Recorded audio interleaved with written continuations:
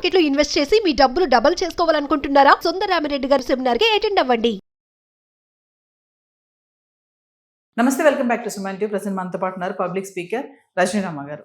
నమస్తే మేడం. నమస్తే నవీన. మేడం, పిజ్జాది కూడా తేజస్విని సాఫ్ట్వేర్ అమ్మాయి సూసైడ్ చేసుకున్న విషయం, అందులో ఒక చిన్న లెటర్ బయటకు వచ్చింది. లెటర్ అంటే ఒక రాయి మీద అమ్మాయి రాసింది అని చెప్పేసి కొన్ని వార్తలు చూస్తున్నాం. దాని మీద ఏం రాసిందంటే, I imagine the life to with you to stay forever, but I don't expected you made me alone forever and ever. అంటే నేను ఎక్స్పెక్ట్ చేయలేదు, నీతో నేను జీవితకాలం ఉండాలనుకున్నాను, గడపాలనుకున్నాను, కానీ నేను ఎక్స్పెక్ట్ చేయలేదు, నన్ను వదిలేసావు ఎలోన్గా అని చెప్పి దొరికింది. ఆమె రాసిందని అంటున్నారు, మీరు కూడా అది చూశారు, మీకు పంపించాను లింక్ నేను. అంటే ఒక్కసారి ఏం చెప్తారు? అది రాసేసి ఆ అమ్మాయి గ్రిల్స్ నుంచి దూకేసి చనిపోయింది అన్న వార్తలు వస్తున్నాయి బయటికి. సాక్ష్యం లేని విషయాల్ని మనం నమ్మలేమున్నామేనా? ఆ అమ్మాయి అంత ఇదిగా పరిగెట్టుకొచ్చి ఆ విగ్రహము, శారీ వీటిని క్యారీ చేస్తూ మళ్ళీ అక్కడ శారీ పడేసి విగ్రహంతో దూకేసింది అని అన్నప్పుడు ఎక్కడ రాయటానికి అమ్మాయికి మధ్యలో అవకాశం దొరుకుతుంది? అక్కడ దేంతో రాసి ఉంటుంది? నీట్గా ఒక పేపర్ మీద పెన్నుతో రాసినట్టుగా ఉంది. అది చక్కగా ఉంది. ఆ స్క్రిప్ట్ కూడా ఇటాలిక్స్లో రాసింది, కర్సివ్లో రాసింది. తను రాసినప్పుడు అంత తీరుబడిగా అంత నీట్గా ఆ టెన్షన్లో రాసి ఉంటుంది. ఆమె దేంతో రాసి ఉంటుంది? ఏదైనా ఒక బొగ్గుతోనో దేంతోనన్నా ఒక రాయితోనో రాస్తే కూడా అంత క్లియర్గా రాదు. చక్కగా వర్డ్కి డిస్టెన్స్, లైన్ పారాగ్రాఫ్, లెటర్ కూడా క్లియర్గా అంత ఇదిగా ఉంటే అంత ప్రశాంతంగా అమ్మాయి రాసి ఉంటుందా? అదైతే నాకు నమ్మాలని లేదు. అంటే ఏంటంటే ఒక విషయాన్ని తప్పుదారి పట్టించడం అనమాట. ఒకవేళ లవ్ ఫెయిల్యూర్ అయ్యి ఇలా చనిపోయిందా అని అనుమానం కలిగించి పక్కదారి పట్టించడానికి.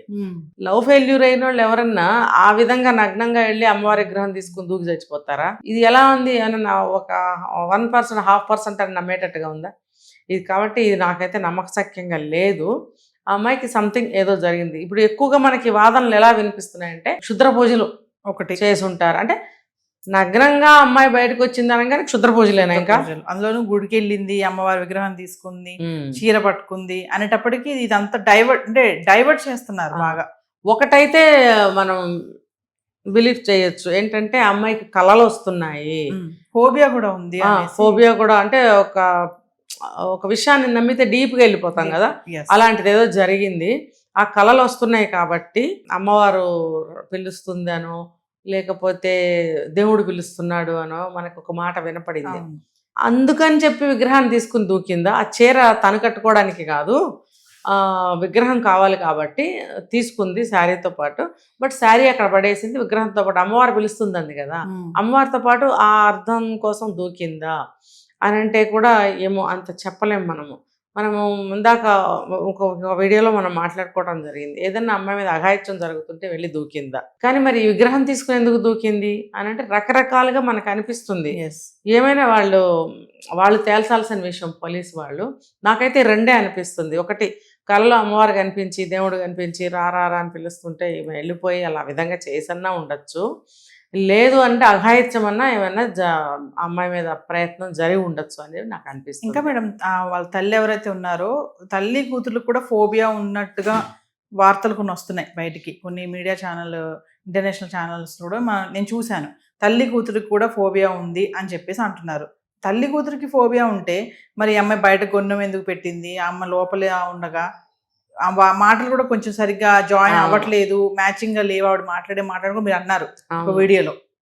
మరి అదొకసారి దాని గురించి మాట్లాడు. ఫోబియా కాదు కానీ నవీనా, ఫోబియా అంటే దాన్ని పక్కన పెడితే కొన్ని ఫ్యామిలీస్లో ఎలా ఉంటుందంటే, ఇంట్లో ముగ్గురున్నా నలుగురున్నా ఒకళ్ళంటే ఒకళ్ళకి పడదు, ఒకళ్ళ మాట ఒకళ్ళకి నచ్చదు, ఒకళ్ళు చేసే పని ఒకళ్ళకి నచ్చదు, కోఆర్డినేషన్ కానీ కోఆపరేషన్ కానీ ఏ ఒక్క పనిలోనూ ఉండదు. ఎలాగో వండుకుని తింటూ ఉంటారు, ఎలాగో బతికేస్తుంటారు, ఎలాగో ఉద్యోగాలు చేసేస్తూ ఉంటారు. ఇప్పుడు తల్లిని తీసుకుని మనం అడిగితే భర్త గురించి ఎలా చెప్పింది, కూతురు గురించి ఎలా చెప్పింది? బహుశా ఆ తేజస్విని పలకరిస్తే కూడా అలాగే మాట్లాడుతూ ఉండొచ్చు బహుశా, అంత తలబిరుస్తనంగానే మాట్లాడచ్చు బహుశా. ఎందుకంటే వాళ్ళ కుటుంబ వాతావరణం అలా ఉంది, కోఆర్డినేషన్ లేదు. ఇప్పుడు భర్తను తీసుకోండి, ఎక్కడున్నాడు ఆయన? ఇంత జరుగుతుంటే భార్య ఒక్కటే ఉంది, ఇక్కడ ఇరుక్కుపోయింది, ఇక్కడ పరిస్థితి ఏంటి? ఎక్కడున్నాడు? వచ్చారు ఆయన అని చెప్తున్నారు, వస్తే మరి ఎక్కడ కనపడలేదే, భార్యకి సపోర్ట్గా నిలబడలేదే అంటే ఇప్పుడు ఇక్కడ నేను చెప్పింది కనెక్ట్ అవుతుంది. ఎవరికి ఇంట్లో ఏ ఒక్కరికి కూడా కోఆర్డినేషన్ లేదు, పడదు.